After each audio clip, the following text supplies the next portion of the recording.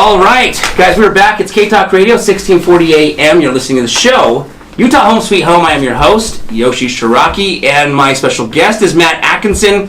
Matt has quite the portfolio of rental properties, and what's always impressed me is how quickly he did it at such a young age. And he also does flipping on top of that. He educates a lot of people. Matt, if you let's start with building a rental portfolio. I think true wealth is built in holding, right? And you can get quick chunks in flipping, which is always sexy. But the real wealth is built in holding. So let's start with building a rental portfolio. Do you mind kind of just breaking down what that step-by-step looks like for someone who's never purchased their first rental yet? Yeah, you bet. Like, I love the example of sexy and holding. Yeah. Sexy, I think it should be sexy then holding or holding then sexy. Either way, Sure. We still need both of those in our lives, right? Right. So, Muhammad likes that. Dude, we should have Muhammad on here. He's a very good-looking guy. Or if you're interested in producers that are silent and just smile at our jokes, come on this radio show next week. So, with buying and holding or fixing and flipping, I actually have a class on MJA Real Consulting. Awesome. There's a class that's free to anyone that's called Buy and Hold versus Fix and Flip. Nice. And I taught that class from 2011 until 2017 every month for free. Fantastic. For a long, long time because people need to know it. Yep. Most people who don't have as much capital as they would like ideally want to do fix and flips because it is sexy. Yeah. Right? They're like, we see HGTV, we see other shows, we see before and after photos, and we're like, oh my gosh, we can make all this money. And even Muhammad's like, I know, I'm doing it on the side, right? So he's like, we can make all this money with fixing and flipping properties. Well, it's a lot of freaking work. Yeah. I've invested a lot of money out of my pocket, which I've gotten back most of the time, unless I sit on properties for 2 years on purpose. Wink, wink. But that's like a lot of time to learn. On the buy and holds, call it the hold. Yeah. The hold. The buy and holds, that is really where wealth creation is going to come. Because as you have appreciation slowly over time, people pay down the principal balance, rents normally increase. Cost of living is something to take into consideration to build your portfolio. Buying rental properties is important. So I'm going to share a couple tips that I personally really strongly believe in. Okay. Investing locally. Here's tip number 1. I like to buy properties within a 30-mile radius. When I first started, I was buying properties within an hour driving radius. Got it. So I think sometimes that's so far away, and it's all throughout the Wasatch Front. In 2006, I was buying properties as far south as Provo and as far north as Ogden. And I would manage those properties myself with a team member over time. Got it. So I like owning properties in a 30-mile radius. I call it your sandbox. It's a place where you want to play and become an expert in. Here's tip number 2. I like buying properties ideally 1950s or newer. Okay, unless they've been really remodeled. If you do the sewer line, you don't have multiple roofs. Like the most roofs we've ever torn off before was 9 layers of shingles. Third East. Yeah, in South Salt Lake. Yeah, holy cow. Third East. Yeah, we almost got on there to go throw some shingles off the roof, but we're like, we are just not good at this. Okay? Yeah. So we appreciate contractors. They're super important in our life. So just not buying super old properties, right? Right. Unless they've been completely remodeled with like new copper or new sewer, new wiring, not tons of layers of shingles. Just things get old, right? Yeah. The third thing is having an exit plan if crap hits the fan. So by having an exit plan with crap hitting the fan, like we talked about sewer lines earlier. Yeah. You never know when you need to liquidate. Someone could pass away in a family, you need some capital. Yep. You just might get disinterested and you need your money or your assets, just like liquidating the stock market, that you need it for other reserves. You just need to have an exit plan, and I would not plan on keeping the property for 30 years. Got it. Most people are going to keep them 5 to 10 years and then reevaluate their portfolio. And then roll up. Or cash out and sell and do something completely different. Got it. So I think those are really important ideas. So establish your play area. Mm-hmm. Stay away from properties from ideally not stay away, but just buy properties normally 1950 or newer. Sure. Now, my team will be like, why are you doing that? Because we sell properties older. Well, I just gave you guys some criteria if they've been remodeled or not, which is okay. Yeah. And the third one is to have a plan, not plan B. I actually heard this yesterday. Have a plan A minus. Oh, I like that. So have a plan A and have a plan A minus. Yeah. Because if you have a plan A minus, there's still really good standards. You're just making a little modification for your portfolio. Awesome.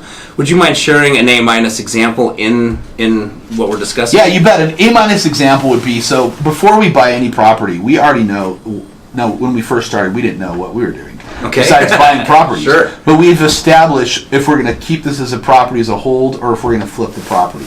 And then if we're going to keep the property as a hold, how long are we going to hold the property for? Yep. So an A- could be, hey, I'll pick roofing because we said that earlier. Sure. Let's say a roof is on its last leg. And it's in a really good area that you already own 13 properties in.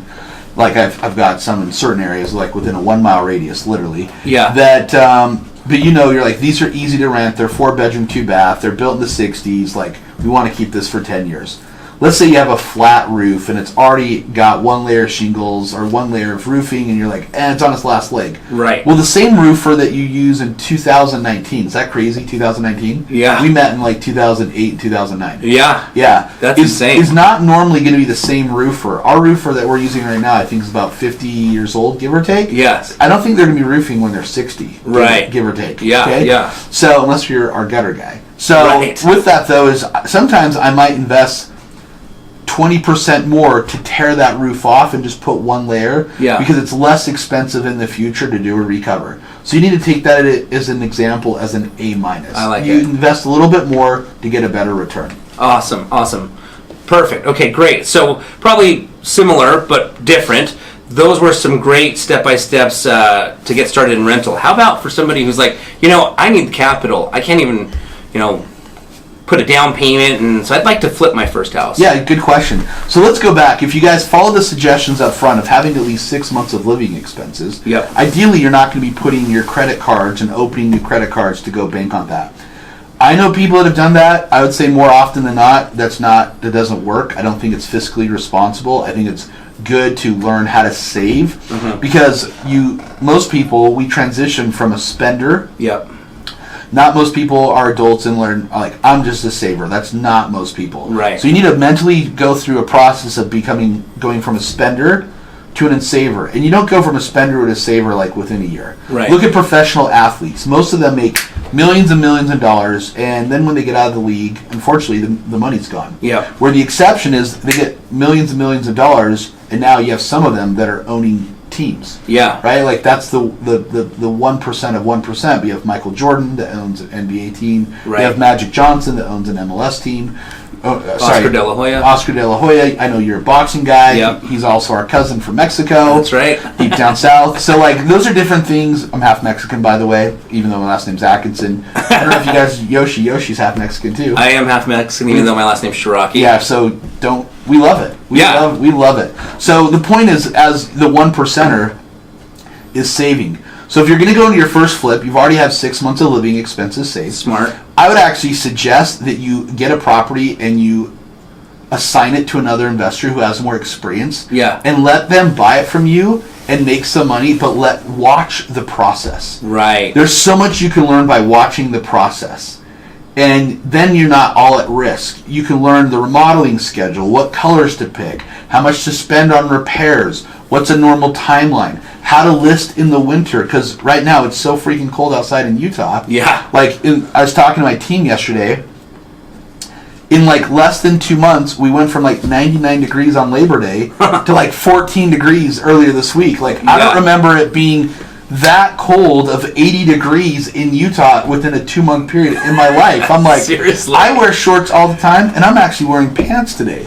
Oh, yeah. But I'm pulling them up right now because it's kind of warm in here. Okay, so the point is, I just don't remember it being this cold. So going back to fixing and flipping, number one, you have your money saved. Number two, I would actually sell the property to another investor who will let you walk it. Nice. Because there's tons you can learn. Okay. Number three, already have have a competent realtor. This is important. Competent, not any realtor. Competent. Yeah. That has at least bought and sold 5 properties themselves. because they will be more empathetic to what you're doing. Mm-hmm. Okay, number 2, work with contractors that have already worked on fix and flips before, because they will give you different ideas how to reduce expenses. Good idea. And those are just phone calls. Those are just vetting people, which is all part of the process. Tip number 3, most of you guys are going to be borrowing money from other people. Ideally, your lender, it's called OPM, other people's money, a private lender or a hard money lender. I lend money. One of our friends recently was on here, lends money too. That's right. Yeah, so I was at the Guns N' Roses concert earlier this week. And That's we were talking right. about lending money, okay? So how do you know all these things? Are you Facebook stalking us? I do. Okay, cool. Yeah, every night. You were there in spirit, though. No, I was there in spirit. Yeah, That's were right. married. Okay, so anyway, it's important to know, and if your lender has flipping experience themselves, they're just going to give you tips because they want you to win. Yeah. So if you think about it, if you have 6 months of living expenses, you have a competent realtor that's already bought and sold 5 properties themselves. Yep. They're going to be way more empathetic. Work with contractors who've done fix and flips or have remodeled flips before. Yep. Not just in the last year. That's too short. At least 5 years. Right. And then your hard money lender, they're going to give you different tips to help you succeed. I love it. Guys, this is awesome stuff. Man, if you're listening, you definitely need to be taking some notes because this is valuable and, it's also free, right? If you're listening to K-Talk Radio right now, this is stuff that people pay Matt to share with them. It's time for another commercial break, but we're going to do something a little different for this commercial. We're going to, I'd like to take Matt to breakfast, and I want to ask his wife for permission. So what we're going to do is we're going to call Edie live on air and get her permission to allow me to take her husband out to breakfast. So Mohammed's dialing Edie right now. Edie has no idea what we're going to call. She's going to be so excited. She's so excited. Oh, I love my wife. I love my wife. I'm just going to put you on there.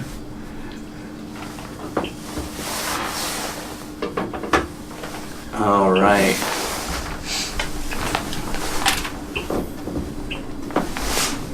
Mohammed's dialing her in. Okay, Edie! Yes, Edie Atkinson, how are you? I'm fabulous. Awesome, Edie. We have you live on 1640 AM K-Talk Radio right now.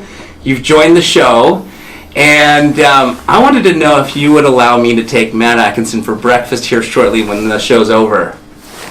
Did not ask you that. No.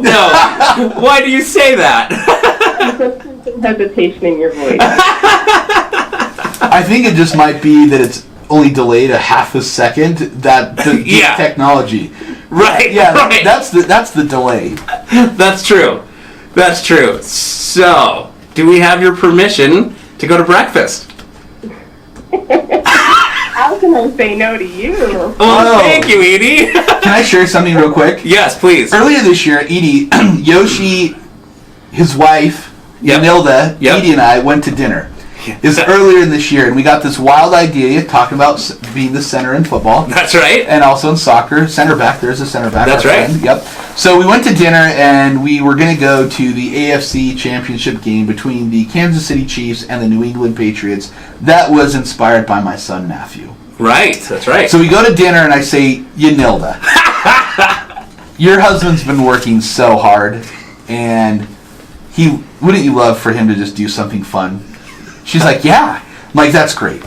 And knowing that you liked him to do something fun, isn't it good when we just go out and bond together and we can talk more about real estate investing? She's like, what are you asking, Matt? Like, I'm not asking anything. I just know you like your husband to have fun, talk about real estate investing, and then the future, how we can establish a better lifestyle for our children. Matt, what do you want? Yoshi and I would like to go to the AFC Championship game between the Kansas City Chiefs and the New England Patriots. Is that okay? And she said something like that. How could I say no to that? Right. Yes, so we just wanted to return the favor. That we're not going to be leaving today to go to a flight for a football game. True. We're just kind of hungry. That's true. All right. Well, thank you, Edie. You're very welcome. I appreciate it. Do you want to say anything while you're live? Oh no, I'm small and don't say a lot. Okay. How about this? She's private and shares a lot when it's important. There you go. All right. There you go. Edie, thank you so much for joining us. I really appreciate it. Okay, Have fun, boys. All right. Bye. Talk to you later. Bye. All right. So we're on for breakfast. Yeah. Yeah. That's great. That's great. Where are we going? I don't even know. What's around here? Mohammed, what's around here? You're from Murray, Mohammed. Mike's Oh. over there. Yeah, we gotta get Yeah. Mohammed. Yeah, we in gotta here. get This Mohammed guy's and like Mike. engaging, really good looking. Oh, the purple one's definitely not connected. Oh. Yes, yes. Okay. Neither are connected. How about Matt, Mohammed, and Murray all go together? That's right. He's Mimi's. Mimi's yeah, Cafe. yeah. Oh, Mimi's Cafe. What a Yeah. great suggestion, Mohammed. Perfect. Yeah. Thank you. Thank you, Mohammed. Okay, excellent. All right, guys. Well,